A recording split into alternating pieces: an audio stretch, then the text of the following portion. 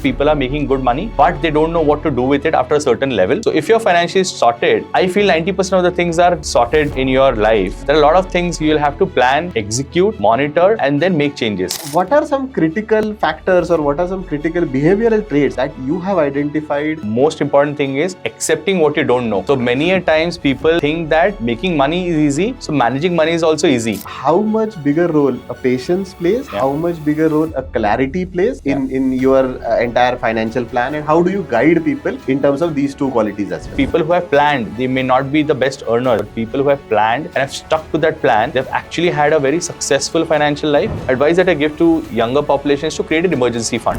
In the last decade, you must have experienced this with so many clients. How would you advise as an advisor in such kind of scenarios in insurance? Majority of the families who do not have health insurance, they're just one hospital away from getting bankrupt. Before we begin, a very quick disclaimer. Whatever we are sharing as a content on this video is completely for educational purposes. Do not consider it as a financial advice. If you find this content valuable, please do like, share and subscribe. Feel free to drop in any questions in the comments and we would get back to you. You can learn more about us on our website and the link is in the description. Hello everyone, welcome to Spring Money's channel. Where we have honest conversations about money with SEBI registered investment advisors. Today we have a very esteemed guest who has a very different and unique style of helping people to navigate these journeys. As we always say, money is not only about numbers. It's actually about how those numbers translate into your life decisions. And that is where somebody like Vinit Iyer, who is a co-founder at Prudeno Wealth, who has created a terminology of someone like a Sarthi of who guided person like Arjuna to navigate through life's decisions. And we have Vinit today. So welcome Vinit. Thanks a lot. Thank you, Nikhil. Thank you for hosting me here and giving me the opportunity to voice my opinion. Sure. Vinit, genuinely, we would love to start with this entire philosophy of Sarthi because very interesting concept and would love to know how you came about this. And even your background from UPSC, how preparation for UPSC and then translated that into your journey to becoming RIA. How has that journey been? Sure. So the concept of Sarthi, actually, I had written an article on this about 15 years back, which I had published in one of the journal. So this thought clicked to me when I had just started helping clients make smarter decisions when it came to money. Because when I started back in 2008, at that point in time, people were mainly focused on buying products, saving taxes, or simply chasing returns. They did not have clear-cut objective of what they need to do, why they need to do, what kind of risk they are taking. So those kind of things were not there. And that's when I thought that people need guidance. Just like on the battlefield, Arjuna was guided by Krishna. Krishna was not there. I mean, he did not even pick up a weapon, but he was still instrumental in ensuring that the Pandavas won that war.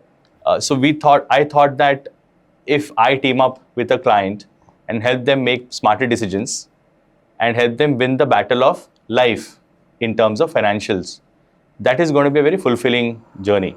And that is what actually made me start my journey and also eventually get into this full time. Talking about my background, I started very early. I started working with financial organizations where it was more product selling, although it was not related to personal finance, but there was very limited understanding. And when I completed my basic education, the reason I chose arts was with the thought process of going for UPSC exams. But things were different. There were challenges and life had some different plans for me. So I had to give up on that dream and then I had to pivot my career. And fortunately, after I completed my graduation, I came across few certifications rather than doing a regular MBA. I thought that let me do something which probably is not too popular today, but at the same time has the potential to become something big. And that's when I came across some certifications like CFP, which I started doing. When I started doing, I started liking it. I understood why a financial plan is important in one's life, where everything starts with a thought in the mind, but to execute it, you need a plan. And that's where that journey entirely started, and it went on for about 7 years, where I was parallelly managing it along with my full-time job. I was doing that more as a passion hobby. And in 2015, I finally thought of getting into this full-time, because by then I had worked with certain clients, I had seen the benefits, I had seen that people are accepting the way we are working, the way the advisors are helping them in their financial life. And 2015 I started, and the rest is history. We've just completed 10 years into this wonderful journey. Yeah. No, first of all, I think congratulations on Prudeno Wealth's, I think, decade-old journey now. Yeah. You can officially say that. Yeah. And just to, I think, double click on that, as you rightly said, that plan is exceptionally important. Yeah. But we all know that a plan is as good as till the point you get punched in your face. Correct. Because then the execution really matters. Correct. And I'm very sure you must have seen while working with your clients, there are a lot of challenges that the young people, the IT professionals, or any kind of a service professional today, I mean, one of you, in your previous avatar, you were also one of them.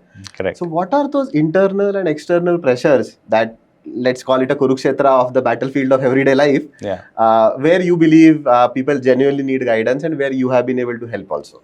Sure. So, see, we have been working with many clients, mainly from the salaried segment, with diverse backgrounds, diverse upbringing, diverse thought processes or beliefs about money. Many of them come from a very humble background, where probably they are the first generation who is seeing probably 1 crore in their lifetime. So the challenge comes where, people are making good money, but they don't know what to do with it after a certain level. And that's where a plan helps, okay?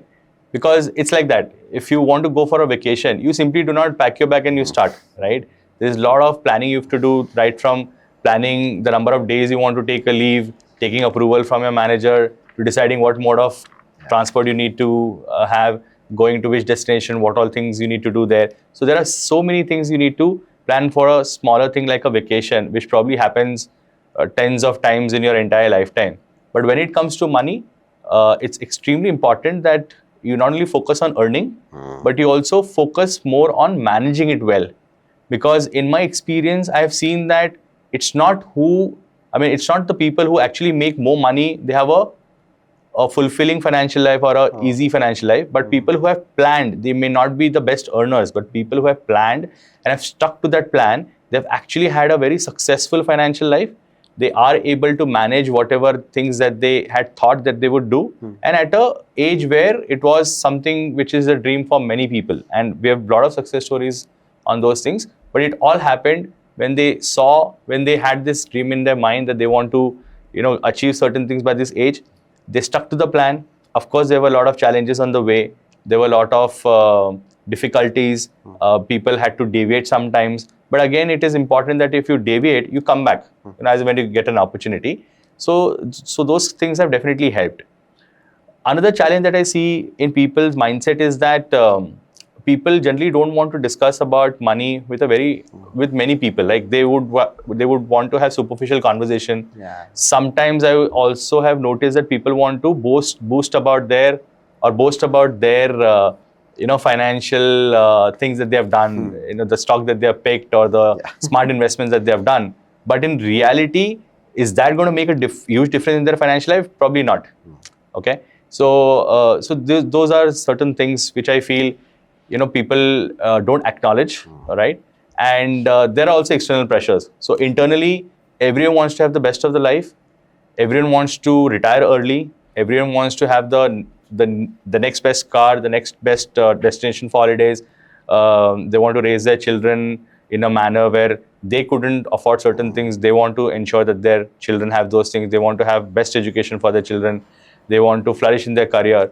But at the same time, financially, if they're not sorted, it doesn't give them peace of mind. It always creates a lot of anxiety, which actually I've seen impacting not only their career, but sometimes their family ties as well. Oh. Yes. So it has a very cascading effect actually. It has. So if you're financially sorted, I feel 90% of the things are sorted in your life. But to ensure that you get to that level, there are a lot of things you'll have to plan, execute, monitor, and then make changes. And this is the basic premise where many of the people falter. And even if they feel that they want to do it on their own, they do it till a certain time, and then they kind of leave it at it. So these are the things. Yeah.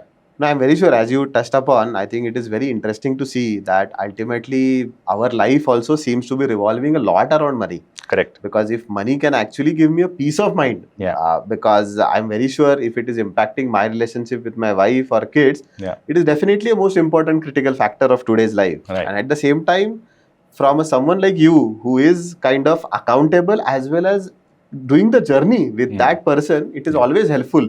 Because as you rightly said, it is very much possible that someone might deviate. There is an external pressure. There might be an emergency at home, and some calls of money might be taken in an impulse situation. But I'm very sure in this, which looks like more of a psychology of money, which is looking very extremely important than the numbers.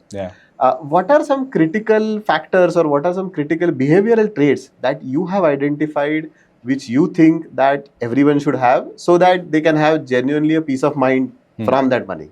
Sure. So the most important thing is accepting what you don't know. Oh, I think very important. So many a times people think that making money is easy, so managing money is also easy. Specifically in today's time when a lot of information is available in on social media, there are a lot of these so-called influencers who dish out so many fancy dreams where people start believing that it's very easy. But what people fail to understand is that there are a lot of emotional biases that comes in. I've got few clients who are chartered accountants, who are some CXOs of certain companies who take money decisions for the company. But when it comes to making their own decisions, they falter big time. Even if they know that this certain decision is going to have a long-term impact, but they're seeing a short-term positive thing, they still tend to go ahead without understanding, without actually thinking much about the long-term things. So if this is a level of behavioral limitation that person has, then it's going to be very difficult to manage it on your own after a certain point in time. It is always said, right, a doctor cannot treat himself, how much ever he or she is qualified. Similarly, a person who is earning money will always be emotionally connected to money, because of which the kind of decision that he takes will always be emotion based. And what I firmly believe is that managing money has to be minus emotions. Oh, okay. Very nice. Right? Yeah. Otherwise, it's going to be very difficult. Yeah. And in this entire journey, there'll be hundreds of things that will happen all around. There'll be a lot of distractions. There'll be people who will say that you're doing a very boring stuff. There will be people who are saying that I'm doing this, I've got success. There'll be family members who will be questioning, why are we so stingy? Why are we sticking to a budget? Why are we saving so much? There'll be parents who will be saying, why are you taking so much of risk? We have not done any of these things till we are here. But these kind of distractions, and how do you tackle these distractions will actually make sure that what kind of outcome you'll be able to get at the end of that entire working life of yours. No, very rightly put. I think money has to be completely out of the emotions, at least should be handled in that way. Of course, it is giving you your goals. It is ultimately supplying you some emotions, but management of that should not be with the emotions. Completely agreed. But I'm very sure on top of it, you must have seen some of the qualities like people should have patience, because we are just coming out of a very different cycle. I think in 2020 or 2021, everybody was thinking that they are the Warren Buffetts. Like, I'm very sure most of them would have come to you and said, "यार आप क्या है, मैं ही लगा देता हूँ पैसा, मतलब क्या ही problem है." Correct. And but now I'm very sure some of them would have again come back to you and said, "नहीं यार, हमसे तो नहीं हो पाएगा." Absolutely. So in that, how much bigger role a patience plays? How much bigger role a clarity plays in your entire financial plan, and how do you guide people in terms of these two qualities as well? Sure. So just to give you a real life example on the overconfidence that people had coming out of the COVID era and everything, you put money in everything, it was turning to gold. So there was this CEO of a big mutual fund company who was visiting a particular city to meet some key clients, right? And one of the clients that he met, he was discussing the macroeconomic thing, portfolios and everything. He called his 21 or 22-year-old son into the room. And he said to the CEO of that company that my son has outperformed your fund by so-and-so margin. So imagine a 50-year-old CEO who has spent about 25 years in this industry has been told that this 21 or 22-year-old is outperforming your fund manager. So the level of confidence that these people have at that point in time was extraordinary, right? And people have started getting the feeling that they cannot go wrong. And when a lot of people start getting that feeling, that is a perfect setup for a disaster. I have seen that personally in 2007, right? And we all know what happened post that. So if a lot of people start thinking that they know everything, there is a 100% chance that they will make some mistake and which will cost them dearly. They will only realize after a few years that what kind of dent it has created. So that's the problem. What was the second question? Yeah, so in terms of that, I'm very sure the patience plays a very big role. Absolutely. And at the same time, the clarity plays a very big role.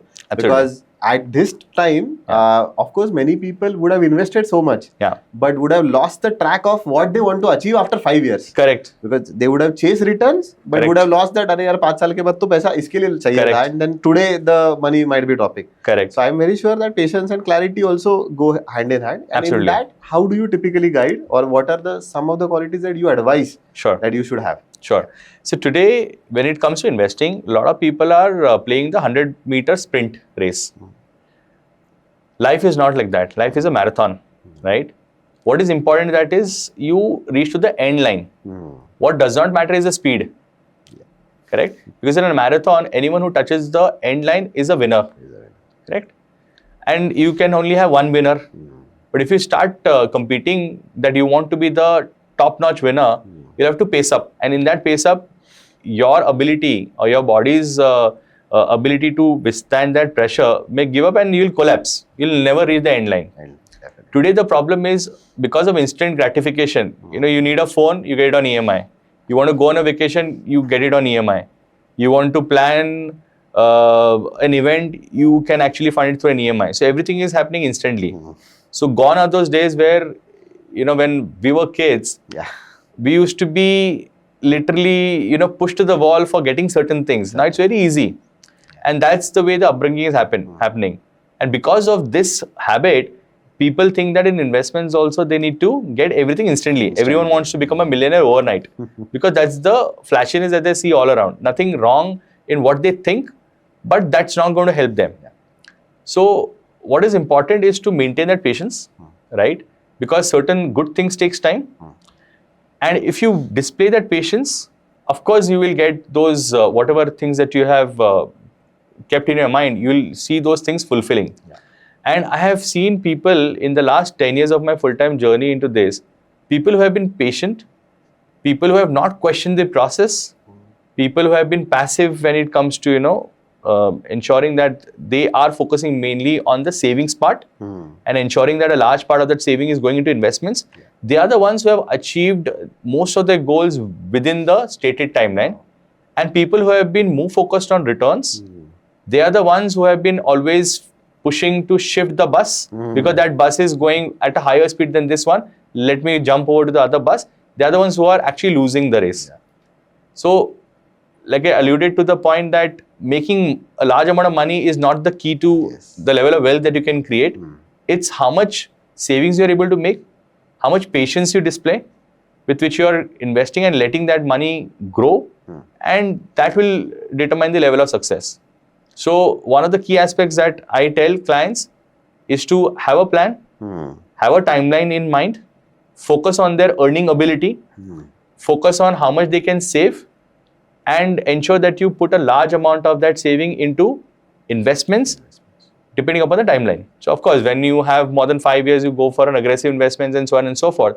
But have those things in mind rather than looking at what the market levels are there, what market pundit is saying that when the next crash will come in or when the next boom will come in. All of these things look good to listen, but no one really knows what's going to happen the next day. Forget about what's going to happen 1 month or 6 months down the line. No one really knows. If that was the case, people would have been best astrologers rather than being in the market, right? So that is the thing. Second important thing is that if you look at Warren Buffett, he's been quoted everywhere, where a majority of his wealth he has made out of investments. Probably he's the wealthiest on this planet Earth who has actually made a fortune out of investments alone. If you look at his long-term track record, his long-term average return has been 20%. Okay. That's it. Yeah. Right? And he has made a major chunk of his wealth only in the last 20 years. Oh. He has an investing career of over 70 years. In the first 50 years, the level of growth that he had seen, that has multiplied dozens of times only in the last 20 years. Wow. So that is a classic example what patience can actually do. And he may not be the most genius person on this planet Earth when it comes to investments. There are more intellectuals than him. But because of the virtue of patience, he is the one who has been able to make that kind of wealth, right? Which people only aspire for. Yeah. So I always tend to give that example, that always try to behave like someone who has shown himself, experimented those things on yourself, on themselves, and then shown that this is what the outcome is. No, very truly said. I think what you just said, if Warren Buffett has accrued almost, I think, most of his wealth after the age of 60, looks like he's Correct. 90 almost right now. Correct. That means the compounding also has played a huge role in that. And I think from childhood only, we have been hearing this, that slow and steady wins the race. Absolutely. So it's always looks like it is about keeping it simple rather than complicating it, rather than watching too many YouTube videos. Yeah. It's always better to go back to the simplicity. True. But I think very interestingly, as you rightly said, in this patience period where I think clients are sticking with you for 10, 15 years, because I'm very sure you would be having those kind of clients. Yeah. I'm very sure trust plays an extremely important role, because to stick with someone for so long and to listen to them and to practice that thing, I'm very sure you would have to acquire a lot of trust, and they would also have to reciprocate that trust in you. Correct. How does that trust magic work? Because in today's world, we are seeing that trust is actually depreciating asset. Absolutely. But in your business, looks like it is a very appreciating asset, and you are acquiring that asset as a business. So how does that work? Yeah, see, the most important thing in any line of business is trust, and more importantly in our advisory role, because I have seen that many people are not very open when it comes to talking about money. Many a times I've also seen that there are differences, or there are information which is not even shared with the spouse. Oh, okay. Yeah. To a very large extent, okay? Because both of them are working, both of them are earning, both of them have their independent lives as well, both of them have their individual choices. So many a times, a lot of apprehensions, a lot of anxieties, the fear in the mind is not spoken. Even if you have to speak to your friends, you will only tell to a certain level. With your parents also, you will only talk to a certain level, because their thought process may not match with yours as a client. Even with colleagues also, you generally tend to boast about what have you done, right? But only when you talk to a trusted person, like a financial advisor, people try to open up. But it's not an immediate process.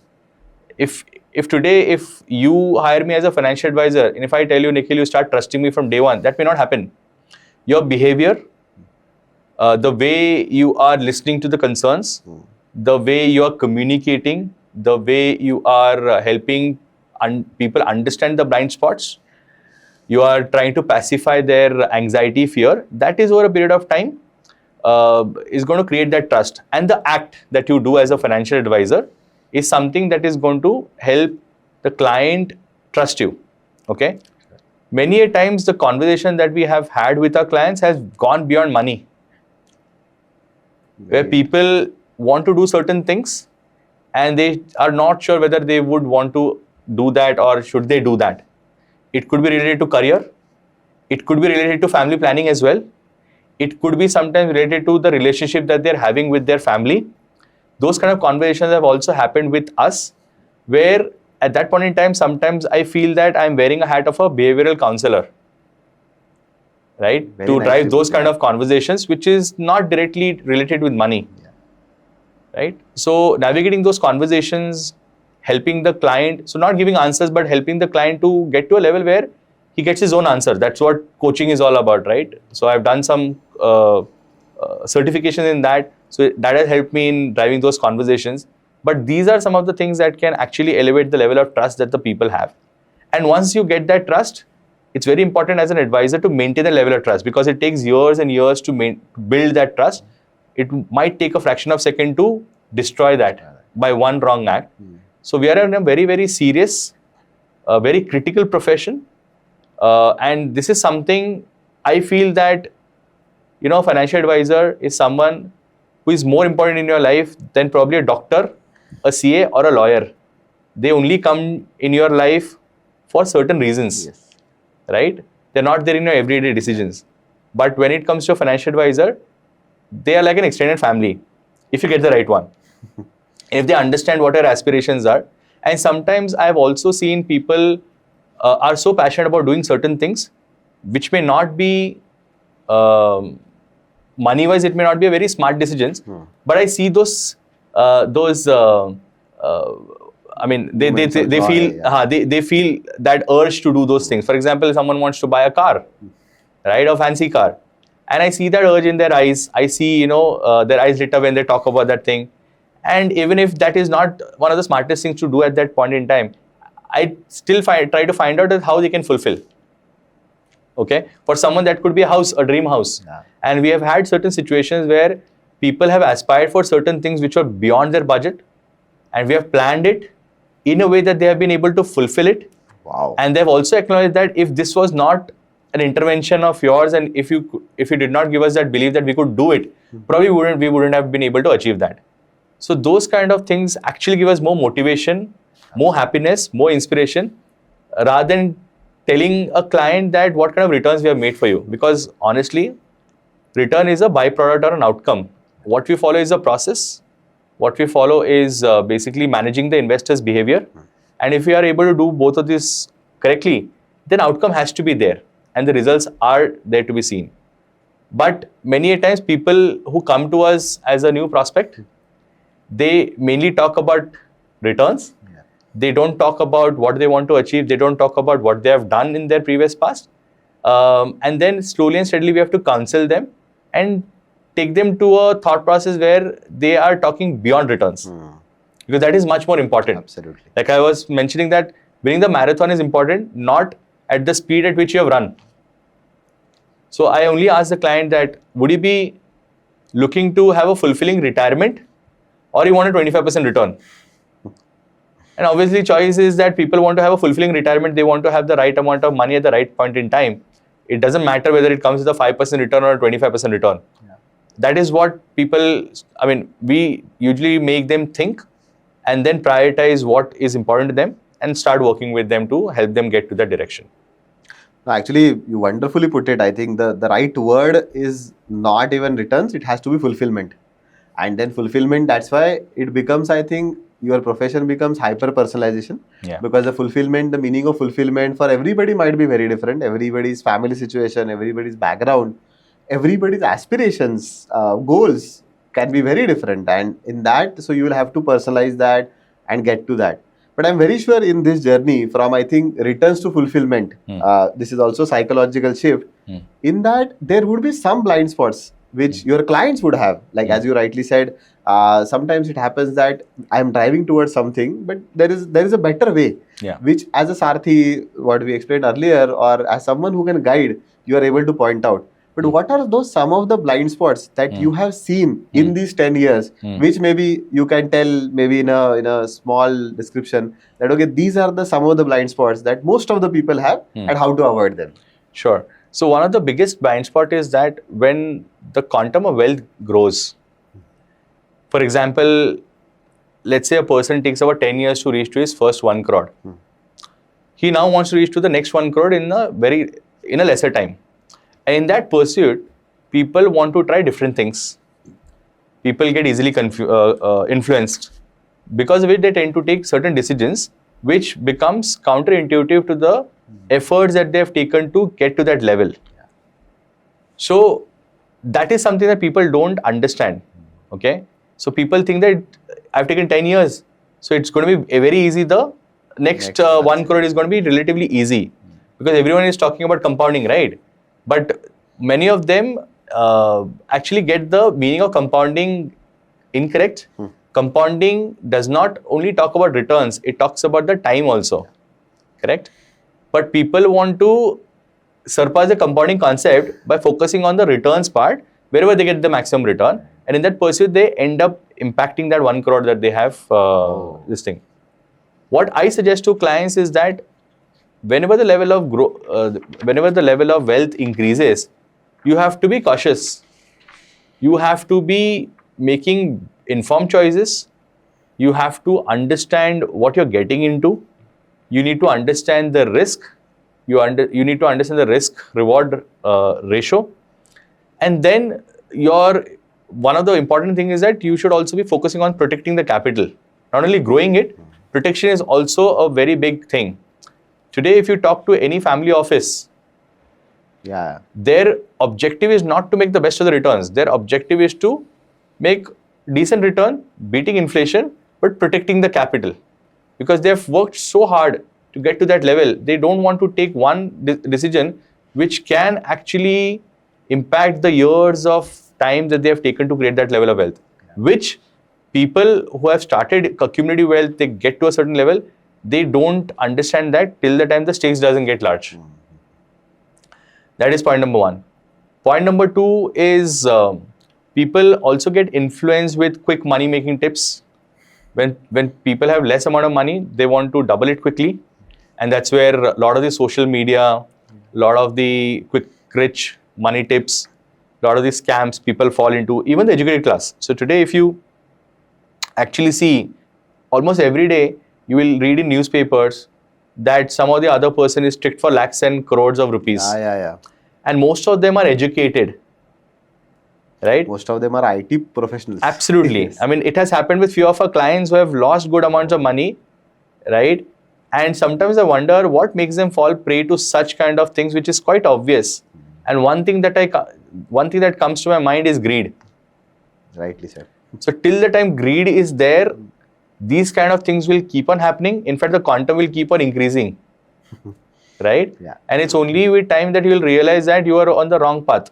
But by the time you realize that, it will be very difficult for you to make a U-turn. People who have lost, I mean, if I have to quote an example of FNO, there are people who have lost crores and lakhs and crores of amount. And that kind of a compromise the next 10-15 years of their wealth creation journey. That has resulted into their family ties getting severe, creating stress on their work life and resulting into health issues. Absolutely. Okay. So these kind of things, it is very important for people like us who are acting in their best interest to help them stay away from these things. But in spite of us being there, sometimes we have seen people have actually hidden things. They have done things on their own. They have realized their mistake that we have done this. They have come back and they are trying to mend ways. So there are multiple examples like this. So, you know, it could have been very easy for Arjuna to not listen to Krishna. Correct? Krishna was not forcing him. And it was not Arjuna was quite naive. He has not done any, he has not participated in any battlefield. But still then, he thought that if I'm in the battlefield, there could be many things that I'm missing because my focus area is something else. But what Krishna is seeing, I may not be seeing that, right? But it was equally important for Arjuna to seek advice from Krishna and then understand what is right for him and then take a call. Krishna never forced him. Neither Arjuna had a choice not to listen. Definitely. Similarly, clients, even if there are financial advisors, there are few clients who, even after having a financial advisor, they want to take decisions on their own. Okay. Many people listen to them, listen to the advisors. They understand why we are saying certain things and they tend to act. But there are always this smarter lot who wants to do things and they always look at your suggestion with a question mark. Right? And when you start getting a feeling as an advisor that if a client is questioning sometimes the integrity of the advice that you're giving, then you stop enjoying. And when you stop enjoying as an advisor, then you stop focusing beyond a certain point. Absolutely. It's like a coach. So today a Virat Kohli or a Sachin Tendulkar, they're one of the best batsmen in the world. They still need a coach. And you will see that the coach that they have, probably they wouldn't have even played the state level cricket. We talk about Ramakant Acharkar. I don't think so he has ever played a first class match. Definitely. But he was still a coach to Sachin Tendulkar and he ensured that he becomes something. Yeah. You talk about Virat Kohli, even his coach Was has not international level or somebody international level. Absolutely. So many a times people feel that if I'm a pro, right, I don't need anyone. But it's not like that. Yeah. If you want to go to the next level, you always need someone external who will tell you where you're going right, where you're going wrong. Yeah. Many times the feedback may not come because it is not required. But those critical junctures where you're going wrong, and if there is someone who is actually pinpointing that this is what you need to correct, and that will take you long, that is those kind of intervention or those kind of nudges is something an advisor or any kind of coach would do, and that's where people need them mostly. No, I think you pushed upon a very right button, because as you rightly pointed out, it is not that every time because whether the coach is a player or not, it really doesn't matter.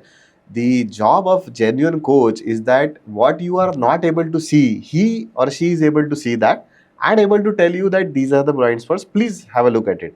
But I'm very sure, Vinit, very interestingly, you put one point, which was if I'm always questioning as a client your judgment, then I will be very hesitant to share some of the things. Yeah. And I'm very sure that if I'm not disclosing all the things, your judgment or your job also becomes much harder, right? Yeah.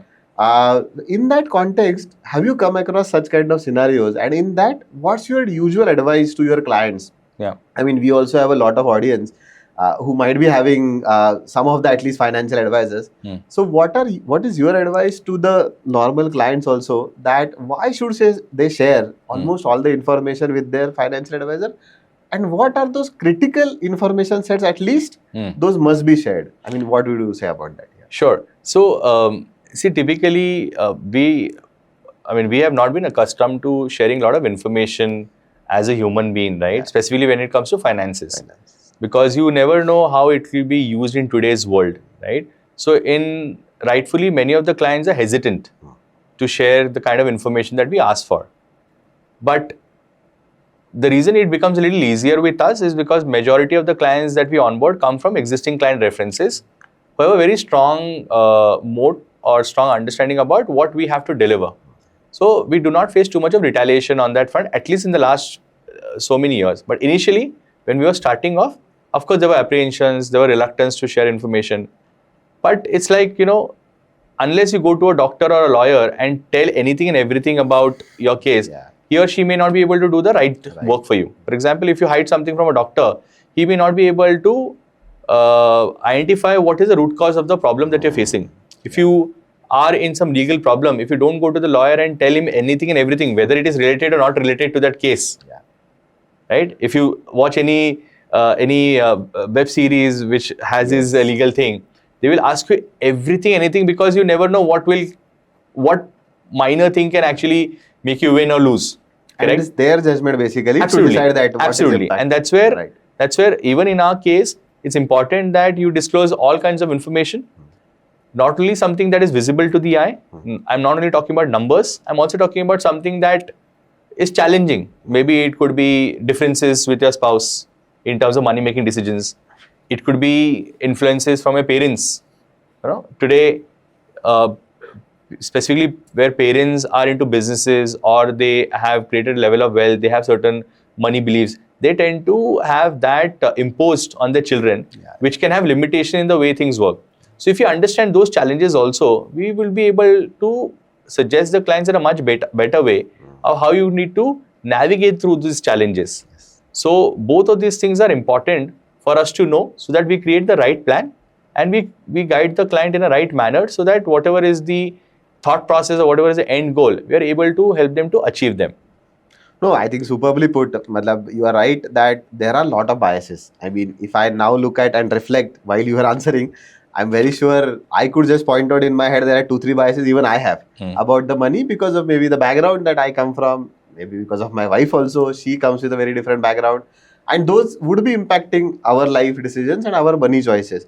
But I'm very sure if those are disclosed already, we as a team with an advisor may be able to navigate that.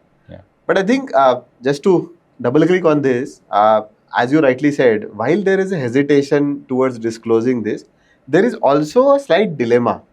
in terms of when should I approach a financial advisor? Yeah. Am I in 21 should I approach it, or should I get 1 crore and then approach him, or should I get at 50 lakhs so that he will be able to double my money immediately? When should I approach it? Yeah. Any kind of a framework, or would you say that at every time it is the right thing to approach a financial advisor? Correct. I would give you a parallel analogy. Suppose you have a thought in your mind that you want to become the best cricketer in the world. Correct? Yeah. Can you do it on your own? Probably yes. Can you get the level of success that a best cricketer in the world would get at that level? Probably no. So whenever you have that big vision in your life that you want to achieve something, you need to have someone who can help you get there. Yeah. Who has helped other people, who has done it for himself, who knows what it takes, what it doesn't take to get there. So the level of income, the level of wealth will not determine whether you need a financial advisor. Yeah. If you have a vision in life and you're serious about making your life successful financially, Surely. you should think about having someone, Yeah. right, who will be there by your side in all periods. And in our case, more than 70% of the clients that we have onboarded in the last 10 years have practically started with zero. Wow. Many of them are first-time investors. Some of them have started with a negative net worth, Oh. okay, where they could not even probably afford our fees, but they had that conviction that I will need external help, and they have come out of that. They have not only come out of that, but they have also created a level of wealth which, when we look back, and if I remind them that this is where we started and this is where we are, they look at those numbers in disbelief. Yeah. Right? That was one decision that many of these people would have taken. And there are many also who have not taken that decision because they see that as a cost. Yes. But you also need to understand, if you have to achieve something, there is a cost to everything. Yeah. You don't get free. Right? Whatever promised thing that you get free, there is always something. For example, social media is free. But then why do you get that free? Because it is taking your attention. Right? It is making you dependent on certain things. It is trying to influence your decision. So it's not free. Yeah. Right? So everything is like there projecting that it's free, but it is not. And that's the reason whether you want to take that cost now or repent later that had I started this 5 years, 10 years ago, I would have been in a much better position, but I did not take that decision. There are also people who have come to us, they've heard us, they've understood our offering, decided not to go ahead. After many years, they've realized that they have not done anything meaningful. They again have consulted us and they've got onboarded. And many times they feel regretted, why didn't they start earlier? Yeah. Not because we make a lot of returns and all. It's because of the process, the discipline with which the client would have been able to save what he has not done by himself. Absolutely. So everyone has this pseudo confidence in themselves that they can do things because it looks simple. But many of them fail at their attempt because they're not able to do certain things consistently. So it seems simple, but it is not easy. Yeah. No, very rightly put. I think, as you said, it is the sooner you have the goal in mind, you should start it. I mean, the right answer would be that. It is not about the age, it is not about the wealth that you have. But if you have a goal in life, please get a coach. It's as simple as that. And financial coach is, I think, a necessity of today's world. Because as we, while discussing, also understood that almost all, you can say, relationships or almost all the things now revolve around money. Ultimately, any decision that we are making, whether even it is to have a family plan or whether it is to have a trip, everything revolves around money. And ultimately, somebody has to be there to guide us into this journey. I think while having a closing remarks on this, there are a couple of questions that most of our audiences also do ask. And I want to pose them in front of you, and I'm very sure would love to understand that how in the process of this financial planning and financial advisory, those gets addressed.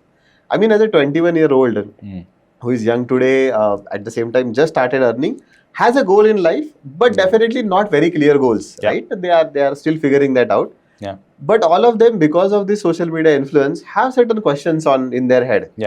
Will I get retired? How much money do I need to get retired? When should I buy a home or rent? That is like a very big question. Then should I invest into equity or mutual funds? Should I invest into gold? Yeah. How do you typically cater to all these so many nuanced kind of questions, right? Because I'm very sure the answer will not be very direct, but how do you cater to in your process? And if you can just explain the process so that all the people who are watching this also knows how Prudeno Wealth genuinely addresses this in that process. Sure. So I'm actually very happy to see that the current generation is actually thinking on those lines. Yeah. I remember when I was 21, I was not even half serious as what the current generation is in terms of thinking on those lines, right? Just a while back, while I was having my lunch, I met a 19-year-old, and I was just casually chatting with him to understand, what he does, and I talked a little bit about myself, what I do, and I was trying to understand his perspective, like what he does with his money. He's not even earning; he's still in college, right? And the kind of stuff that I was talking about, I was amazed to listen to his views. He's investing into stocks. Of course, he's doing certain things like F&O, which he shouldn't be doing. But today, I mean, till now, I know what F&O is. I teach that. I know in theory, but I haven't tried it practically. Just for the sake that I know what kind of ticking bomb it is. But a 19-year-old is attempting to do those things. He has signed up for certain courses. He is eager to learn, understand these things, and he wants to explore. So there are many people like him who are exposed to these information thanks to social media. So social media is not all bad, right? It also helps you to learn certain things which a traditional academy or a school or a college will never teach you, right? It tries to broaden your perspective. So in terms of these young generation thinking about these things is the biggest victory, and the sooner they start thinking about this, the sooner they will act upon it. But at the same time, a 21-year-old thinking about a retirement is too soon, I feel. Okay. The one single advice that I give them is, what are the certain things that you would like to do in your life over the next 3 to 5 years, which you always aspired when you were in school or college? Focus on those things. Okay. It could be having that dream bike. It could be going on a good vacation. It could be doing something for the parents. It could be, buying some expensive gift for yourself, right? So plan those things, right? Understand what is your spending profile. What kind of expenses are you making, discretionary side, mandatory side? Create a budget for yourself. It's very difficult to stick to a budget these days, looking at the kind of distraction that we have all around, right? Everyone wants to have that latest iPhone, even if you have 1/10 of that salary, right, of the cost of the iPhone. Still, that people want to have. So that's the kind of distraction that is there. But in spite of that, if you still want to, think seriously about these things, you really need to sit down, create a budget, try to stick to it. I know it's not very simple, easy. There would be deviations in some months, but at least if you have a plan in place, if not 100%, but at least 60-70%, even if you follow that, you're still better off than not doing it at all. And start allocating money towards those things. First and foremost, advice that I give to younger population is to create an emergency fund. Because today, things are very uncertain. You never know when there will be a job loss, where there could be a medical emergency, and where you will be without an active income. So having the 3-6 months worth of expenses as a backup, sitting maybe in a FD or a debt mutual fund, is something that I tell them to work first. Then figure out what are the other things that you need to do, and then see what kind of time you have in your hand, and accordingly make those choices that what kind of investments you should be doing. Don't start thinking about, should I invest in equity, should I invest in mutual fund, should I do F&O, should I do this, should I do that. First decide what you want to do, and then let that goal decide what kind of instrument will help you do that. Okay, that is point number 1. Point number 2, also get an adequate insurance for yourself. I'm talking about primarily health insurance. So get a good health insurance, because if something happens, God forbid, then you should not be at the mercy of the company or employer, or not at the mercy of your parents. Correct? Because in India, majority of the families who do not have health insurance, they are just one hospital away from getting bankrupt. Oh, acha. Very interesting stats. One hospital away. And today, we keep on hearing stories where a small thing has led to a bigger thing, and which has costed lakhs and lakhs of rupees, and people were not prepared for it financially. So buying an insurance doesn't cost much, but it also gives you a peace of mind. And I always pray to God, whenever you buy an insurance, the premium should go for waste. Because if it goes for waste, then you are safe and secure. Whether it is a term life insurance, whether it is a health insurance, it's a security at a fraction of a cost, which will give you a good peace of mind. Absolutely. Where you can focus on other things. But if you're not financially, you have not covered your base, then whatever you do in life, you will not be foolproof. You know, if your base is not strong, you cannot build a structure. And you cannot jump sustainable. on. Yeah, Absolutely, it you cannot cannot be sustainable. Absolutely. So these are a couple of things that I recommend to youngsters, and try to keep it simple. You don't have to make it jazzy, because finance is personal, and it has to be kept that way. You don't have to be flashy about your investment. The day you are flashy, it will not take too much of time for it to get destroyed. So we just discussed about blind spots, and I'm very sure in the entire India, we keep hearing this very disturbing stats, which is about that only 4% or 5% people are actually having the insurance, and on top of it, many of them don't have the right insurance also. Yeah. And there is so much confusion about what is term plan, what is life insurance, what is LIC, which type of health insurance it is, and definitely the adequacy of it. Yeah. I mean, most of the people think that why should I get an insurance? If I die, something will happen. That is the total mentality. But I'm very sure in the last decade, you must have experienced this with so many clients. Yeah. And you must have had some experiences also. Yeah. So how would you advise as an advisor in such kind of scenarios in insurance? Sure. So as you rightly mentioned, Nikhil, the penetration of insurance in India is very poor as compared to the global level. Unfortunately, you know, this number is quoted that there are 27 crore registered users on Dream 11 who are speculating to make money, and at the same time they're speculating on their own longevity, right? So no one wants to die, but at the same time everyone knows that's the ultimate truth, right? And the kind of lifestyle that we are currently living, health tragedy or incident is not very far, okay? Today, majority of the salaried class are dependent on the employer for their insurance needs, be it a health insurance or even in some cases, even a term plan. Many of them are not even aware which company's term plan they have. They may be knowing the health insurance, but what kind of cover they have, how many times of their CTC, what insurance company insurance is available, whom to contact, those things are not ever checked, not spoken about. Yeah. When it comes to health insurance offered by the employer, they are miserably low, 3 to 5 lakh rupees. You're just one surgery away to consume that in one shot. Absolutely. And in some cases, that one surgery itself costs over 10 lakh rupees. Correct? But everyone feels that they are fit and healthy. Whatever tragedy mishap happens is only with the next neighbor. It will never happen to them until it happens to them. Yeah. Correct? So people consider insurance to be a waste of money, right? Yeah. And that's the main problem. Yeah. So today, even when I recommend clients to go for insurance, I have to really convince them why they should be taking. As of sometimes I feel that it is in my own benefit, right? Yeah. I am going to get that sum assurance. I am going to be a beneficiary. That is the level of persuasion sometimes we have to make with the client. And I quote them real life examples. Like in my own case, at the age of 21, my father, when I was 21, my father suffered a brain stroke.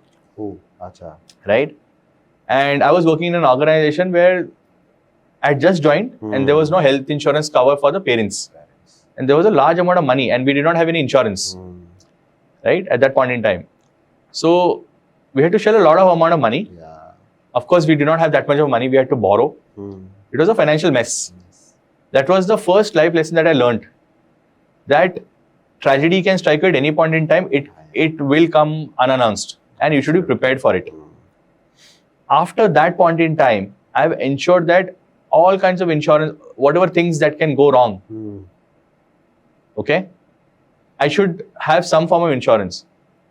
And if your luck is bad, even if you have a 10 crore of health cover, right, that can sometimes be inadequate.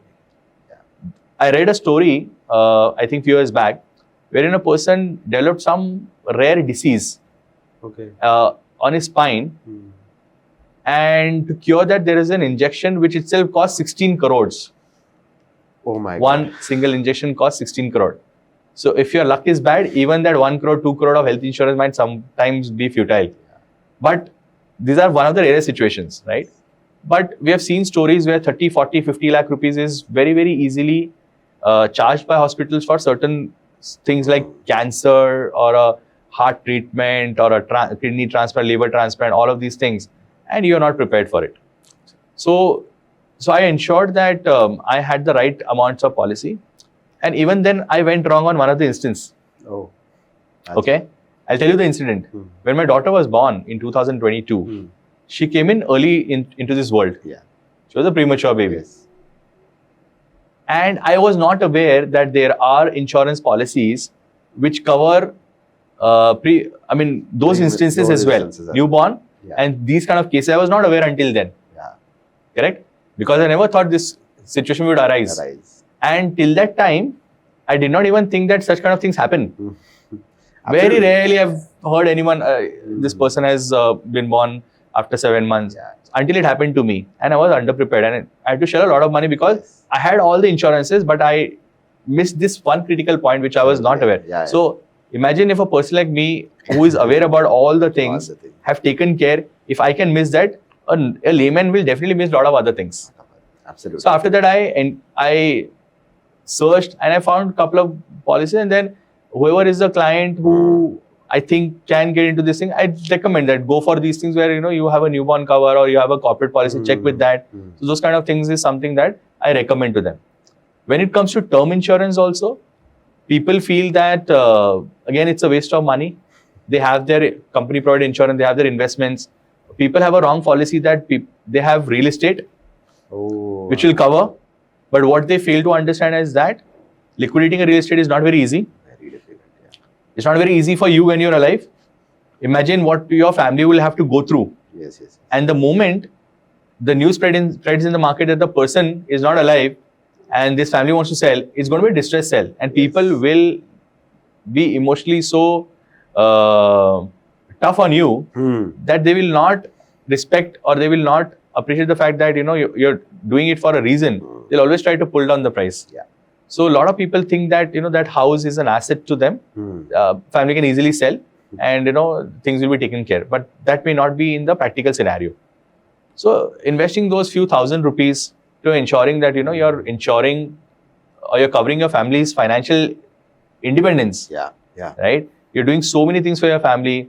You're taking them for nice vacations. You are buying them the latest stuff. You're helping them. I mean, you're getting the best possible shopping for them. All of these things you spend money, right? Yeah. So why not a part of it to ensure that their happiness is intact, at least financial terms, they are not dependent on anyone.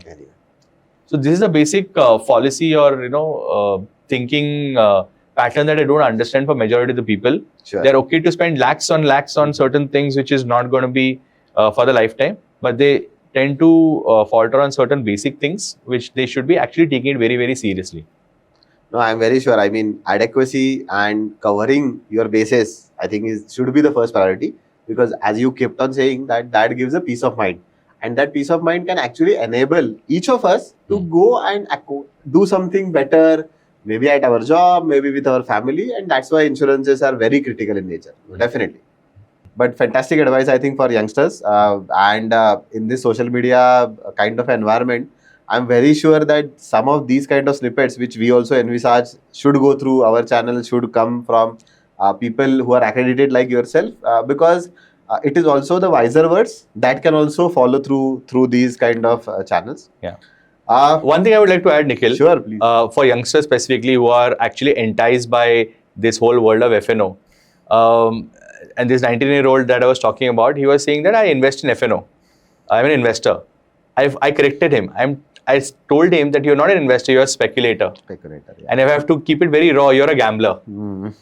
What is it that you're doing? You're betting, right? There is no difference between a person who is betting on a horse and betting on the FNO.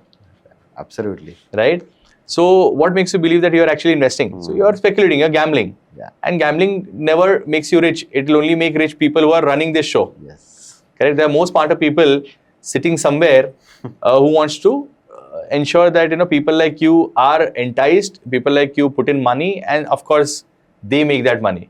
if it was so simple, I gave you an example. If it was so simple, why would a person like a Mark Zuckerberg or an Elon Musk or a Mukesh Ambani would work, right? They can create a team of experts and they will only play FNO and they'll make all the money in the world.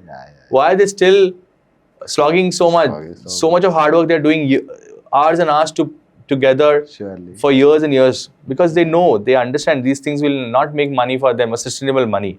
It is just a momentary thing. It might give you a high, but the more it gives you, it will actually take 10 times more than what it has given you. That's how the rule of this game is. So that is what I would tell youngsters.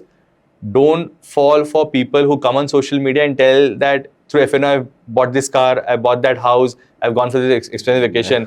Because if that was the case, they wouldn't be selling the FNO courses. They will be borrowing money and doing it themselves, making millions and billions. Yes, definitely. Correct? So if you are the master of the trade, no one comes and teaches others, right? Because that's the trade secret. So FNO, there's no mastery. There's only flashiness. There's only jazziness. And the more people they attract, the more people they get, because the social media influencers, they want to have eyeballs, right? And that is what makes them money.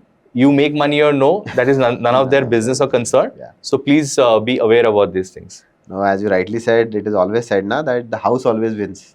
In a gambling, nobody is winning. Actually, the house only wins. And even I think Charlie Munger said it very famously that he very jokingly said at one conference is that if you know that person who is trying to tell you that how to make millions and then charging you for shipping, that means he is not made millions. Exactly. Because why would he charge for shipping? He can give it for free if he has genuinely made it. Absolutely. So no, wonderfully put, I think, and this is a very nice thing for 21-year-olds or the new people, and to be very honest, for everyone.